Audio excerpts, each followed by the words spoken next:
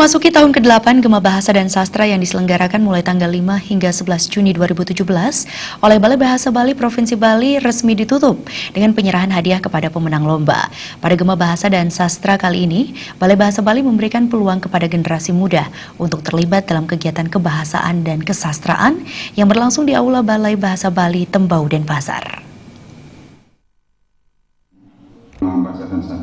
Gema Bahasa dan Sastra yang dibingkai dalam kegiatan Lomba Bahasa dan Sastra diapresiasi positif oleh siswa dan masyarakat umum.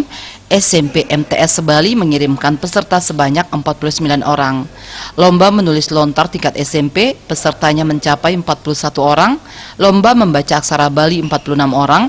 Lomba musikalisasi tingkat SMA SMK MA Bali diikuti 21 komunitas teater dan lomba musikalisasi kategori umum diikuti 15 komunitas teater.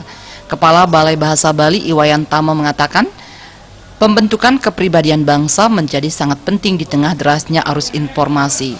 Tuntutan pembentukan pribadi tidak semata-mata bertumpu pada aspek intelijensia, tetapi juga segi moral dan emosi. Untuk mendukung pembentukan kepribadian yang seimbang, diperlukan pembekalan kecerdasan emosional berupa ruang dan fasilitas untuk merasakan dan mengekspresikan gagasan.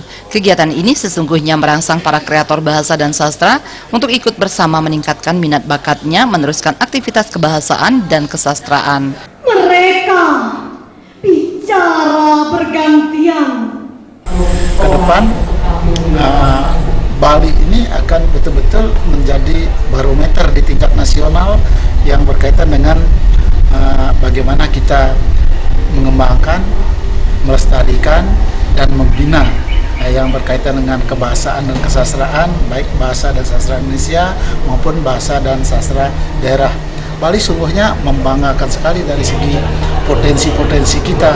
Di tingkat nasional kita boleh dikatakan sangat diperhitungkan, terutama duta bahasa kita. Tidak ada satupun provinsi yang bisa sampai memenangkan di tingkat nasional itu sampai 4 kali.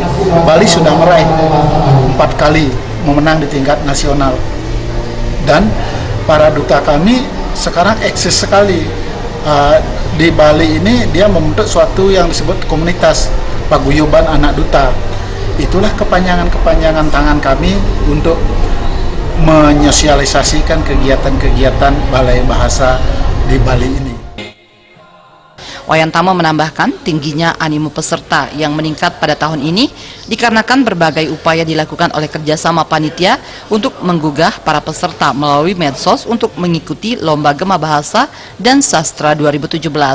Pada puncak acara diserahkan hadiah kepada pemenang 1, 2, dan 3 dan juara harapan 1, 2, dan 3 yang berupa piagam, trofi, dan uang pembinaan.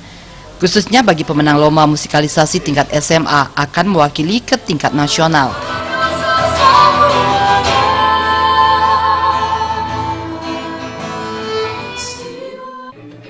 Alit Setiawan, Bali TV.